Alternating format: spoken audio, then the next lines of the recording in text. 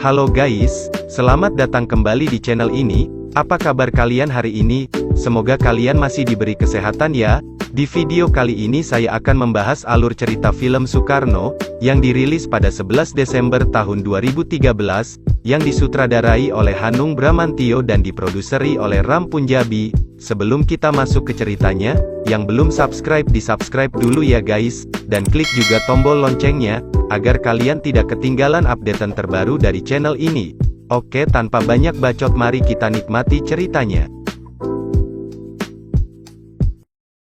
Seluruh kota merupakan tempat bermain yang asik. Oh senangnya, aku senang sekali.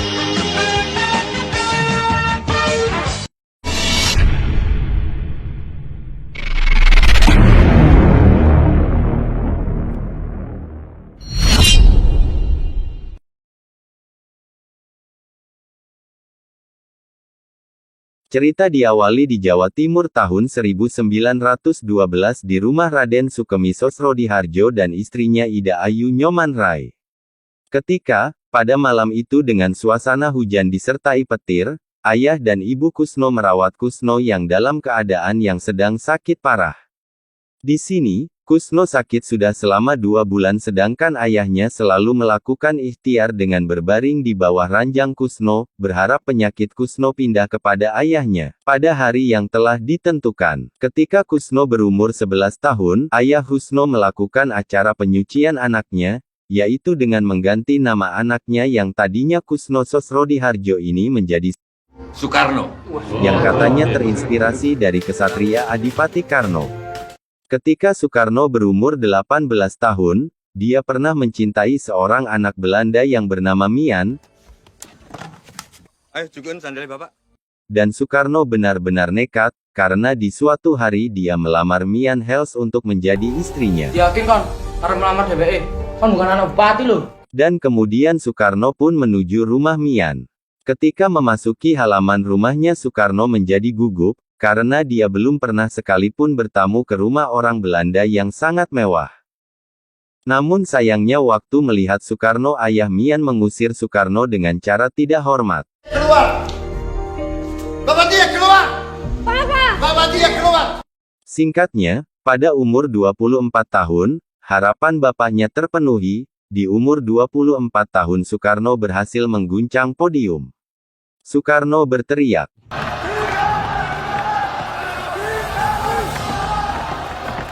akibat hal tersebut, Soekarno harus dipenjara di Bengkui di Bandung pada tahun 1929.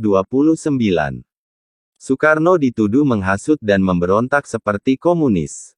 Namun, keberanian Soekarno tidak pernah padam. Dia makin bersikeras untuk menggugat pada saat di Gedung Landraat di Bandung tahun 1930.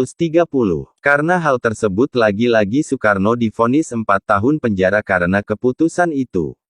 Dia dianggap kontroversial oleh kalangan orang-orang Belanda atau bahkan pribumi di parlemen.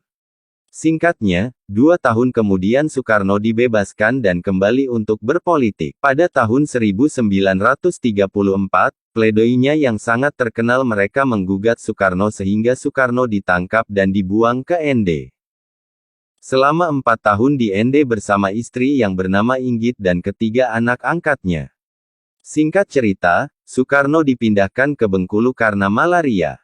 Di kota itu, Soekarno istirahat sejenak dari politik. Karena dia menyukai seorang gadis muda bernama Fatmawati. Padahal saat itu Soekarno masih menjadi suami Inggit Garnasih, yaitu perempuan lebih tua dari Soekarno dan selalu menjadi perisai baginya, tak kala di penjara atau bahkan dibuang. Inggit sendiri dia harus rela melihat sang suami jatuh cinta dengan gadis lain. Di tengah ambang keluarganya yang hancur, Jepang datang untuk memulai peperangan di Asia Timur pada tahun 1940. Jepang menandatangani kesepakatan 3 negara poros bersama Jerman dan Italia. Secara resmi Jepang masuk ke kubu fasis berseberangan dengan Amerika, Inggris, Australia dan Belanda. Jepang sendiri masuk ke Indonesia dengan membawa kekacauan.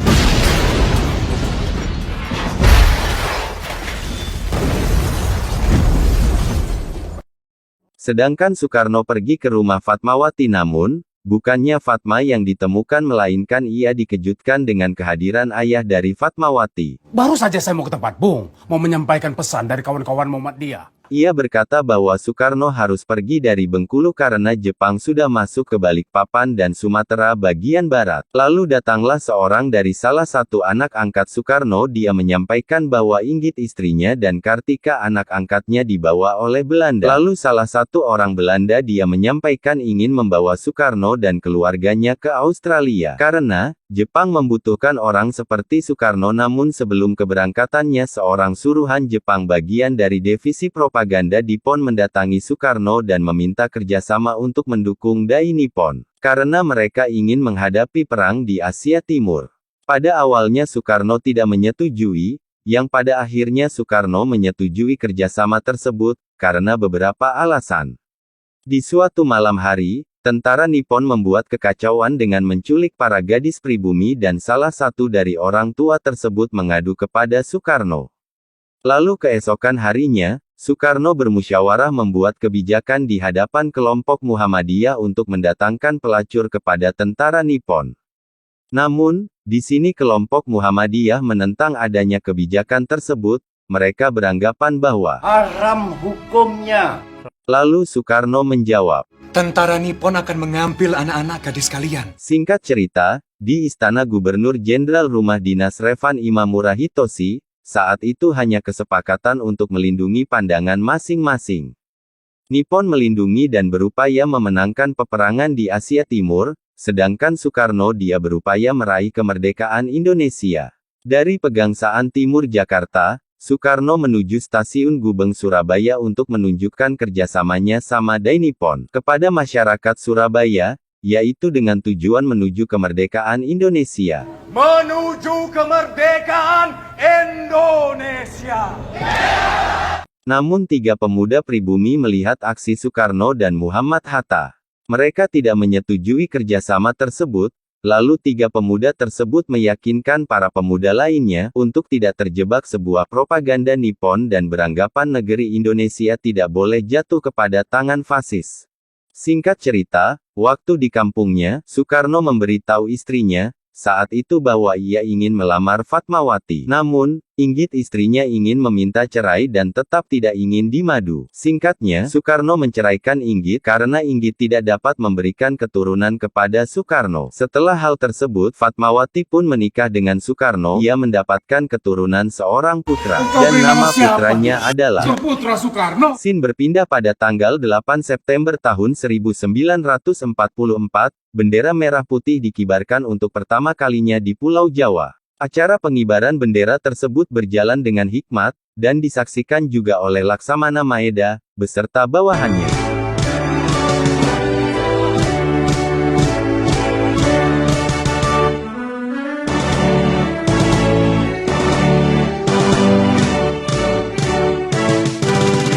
Lalu, Laksamana Maeda mengundang Soekarno dan Hatta untuk datang ke tempatnya. Singkatnya, Soekarno dan Hatta datang ke rumah Laksamana Maeda. Laksamana Maeda menyampaikan kepada Soekarno dan Hatta, untuk memikirkan bentuk negara.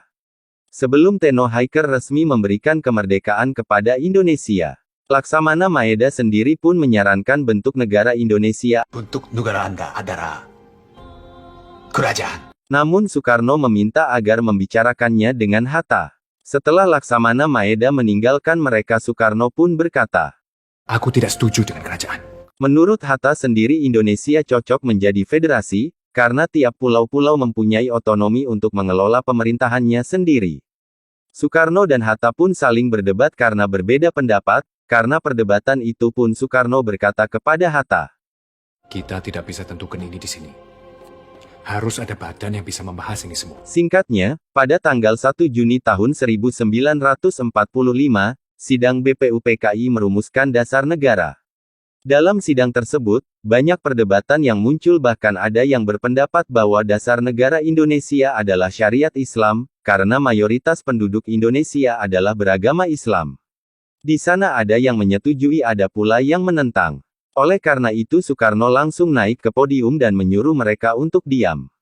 Soekarno berbicara karena sudah 3 hari banyak yang berpidato, tetapi belum ada yang bisa menjawab pertanyaan Ketua Dr. Rajiman Witioningrat, yaitu apa dasar negara Indonesia. Ketika itu, ada 5 asas yang disampaikan dan dijelaskan oleh Soekarno dalam pidatonya. 1. Rasa nasionalisme yang bisa menyatukan kita sebagai bangsa, kemanusiaan adalah butir kedua, dan butir ketiga dalam mufakat yang didasari permusyawaratan dan perwakilan. Butir keempat adalah kemerdekaan sosial bagi seluruh rakyat Indonesia, dan yang terakhir adalah pengkerucutan dari butir-butir sebelumnya, bertakwa kepada Tuhan Yang Maha Esa. Dasar-dasar negara yang telah diusulkan merupakan 5 pilar dan atas petunjuk ahli bahasa namanya adalah. Mendengar pidato Soekarno tersebut serentak semua yang mendengar menyetujui dasar negara tersebut. Maka pada tanggal 1 Juni selalu diperingati hari lahirnya Pancasila. Ketika Jepang mendengar Indonesia akan merdeka dan mengumumkan kemerdekaan, Jepang pun tidak menyetujui dan menentang hal tersebut. Karena kebaikan dari Laksamana Maeda, hal tersebut bisa diatasi oleh Soekarno dan Hatta. Hatta-san, saya akan tunjuk janji seorang samurai. Laksamana Maeda pun menjamin keselamatan kaum muda dan tua. Saya akan menjamin keselamatan kalian. Berita kemerdekaan Indonesia pun mulai disusun dan disebarkan ke seluruh rakyat Indonesia. Dan bendera merah putih dijahit oleh Fatmawati untuk dikibarkan pada hari kemerdekaan Indonesia. Dan tibalah di hari yang ditunggu-tunggu oleh seluruh rakyat Indonesia, pada tanggal 17 Agustus tahun 1945, jam 10 pagi Soekarno membacakan proklamasi, dan disaksikan oleh seluruh rakyat Indonesia. Dan film pun ditutup dengan pembacaan proklamasi dari Bapak Soekarno. Proklamasi. Kami, bangsa Indonesia, dengan ini menyatakan kemerdekaan Indonesia. Hal-hal yang mengenai pemindahan kekuasaan dan lain-lain diselenggarakan dengan cara saksama dan dalam tempo yang sesingkat-singkatnya. Jakarta, 17 Agustus 1945, atas nama bangsa Indonesia, Soekarno, Hatta. Oke guys, itu tadi alur cerita film Soekarno. Maaf atas segala kekurangan dan kesalahan penyampaian kata, namanya juga manusia ya guys, harap maklum. Untuk yang mau request mau bahas film apa silahkan komen di bawah ya guys. Semoga kalian terhibur dan tetaplah jadi beban keluarga, jangan semangat. Dan tetaplah hidup walaupun tidak berguna. Canda guys. Bye, see you next video.